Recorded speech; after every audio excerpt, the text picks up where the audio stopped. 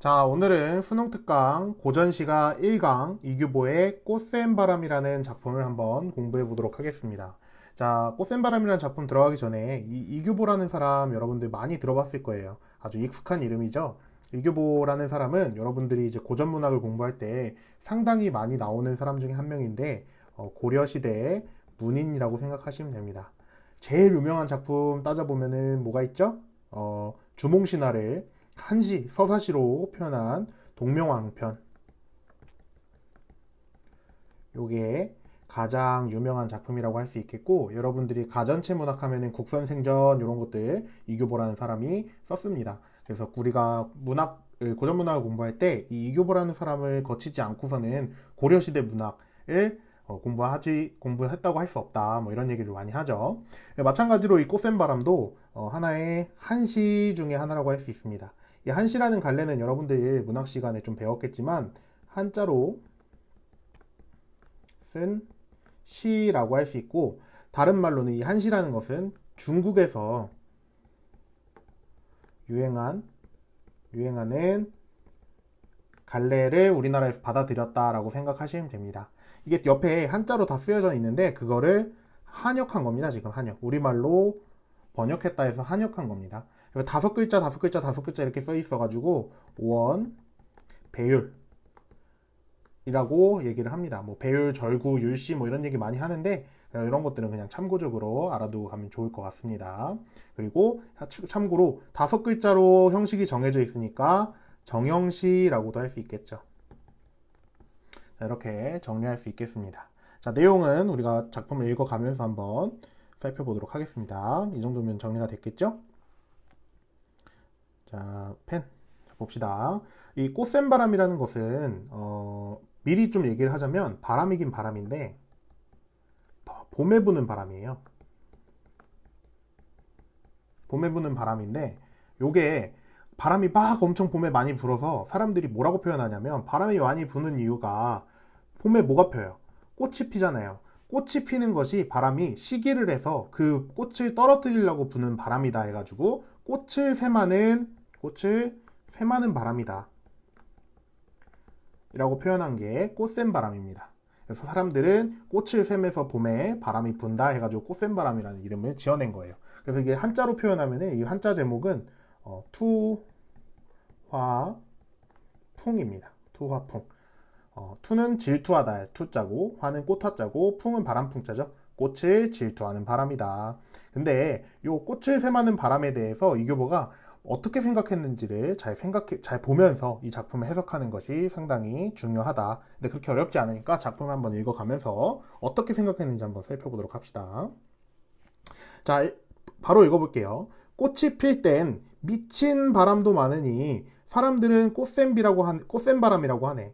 꽃이 필 때, 그러면 계절은 언제예요? 아까도 얘기했듯이 봄입니다. 봄인데 너무 바람이 많이 불어서 미쳤다고 표현하는 거예요. 미친 바람이 많으니 대부분의 사람들은 이 바람을 뭐라고 표현한다? 꽃샘바람이라고 표현했대요. 자, 형광펜 한번 색칠해 볼게요. 꽃샘바람이라고 사람들이 불렀다. 근데 요 모든 사람들이 미친 바람을 꽃샘바람이라고 했으니까 일반적인 대부분의 사람들은 이 봄에 부는 미친 바람을 뭐라고 표현했다? 꽃샘바람이다. 바람이 꽃을 샘에서 부는 바람이다 라고 했다. 그러면 이건 대부분의 사람들이 이렇게 얘기한 거니까 이런 거는 우리가 일반적인 생각이라고 정리할 수 있겠죠. 이런 것들을 우리가 통념이라고 얘기를 합니다. 통념. 근데 조물주가 모든 꽃을 만들 때, 조물주라는 것은 그 자연을 만드는 신, 온 세상을 만든 신이라고 생각하시면 됩니다. 모든 꽃을 만들 때 마치 한없는 비단을 가위질 해놓은 듯, 이거는 비단 가위질 해놓은 것처럼 표현했으니까 아주 아름다운 꽃의 모습을 표현한 거겠죠. 근데 가위질 뭐뭐 해놓은 듯 했으니까 뭐다? 비유법이다.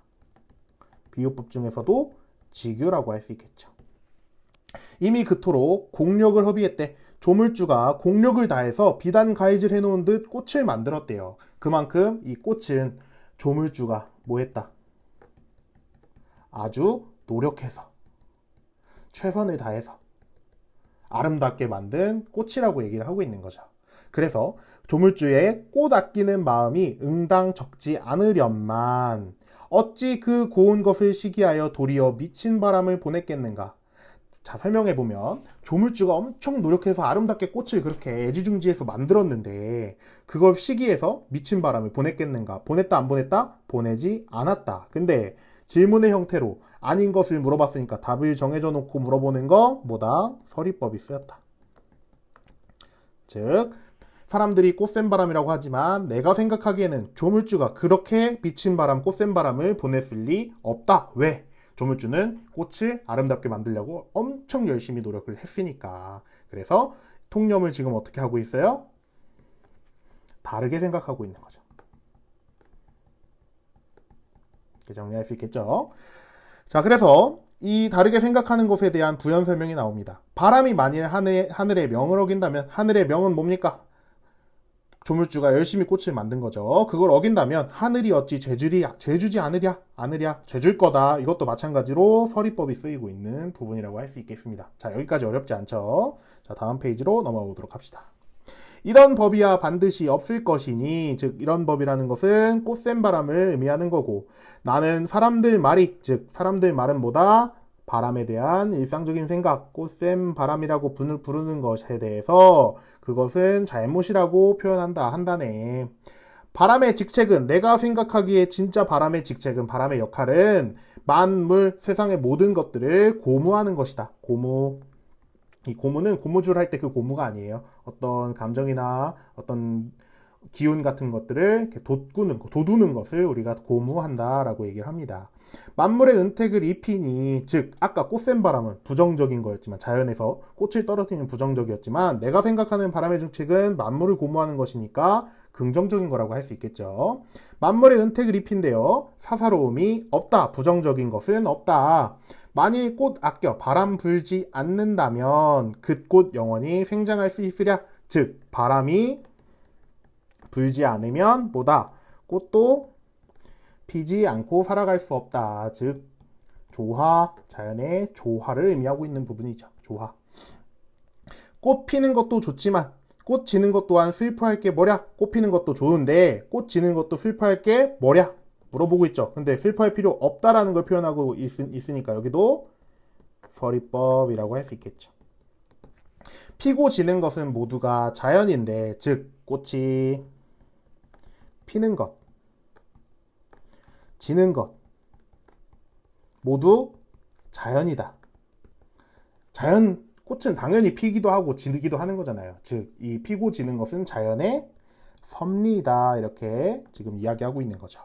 열매가 있으면 또 꽃을 낳는 것이다. 즉 뭐예요? 꽃이 생명이라면 지는 것은 뭐예요?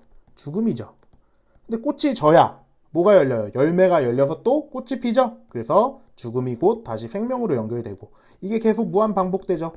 자연의 섭리라는 것입니다. 자연은 뭐 한다? 자연은 순환한다. 그래서 순환적 사고라고 얘기를 합니다. 오묘한 우주의 이치 묻지 말고 술잔 잡고 소리 높여 노래나 부르자. 자, 오묘한 우주의 이치, 즉 자연의 섭리에 대해서 결국 토달지 말고 술잔 잡고 소리 높여 노래나 부르자. 흥이나 돋구자. 즉 자연의 섭리를 아주 낙관적으로 받아들이자.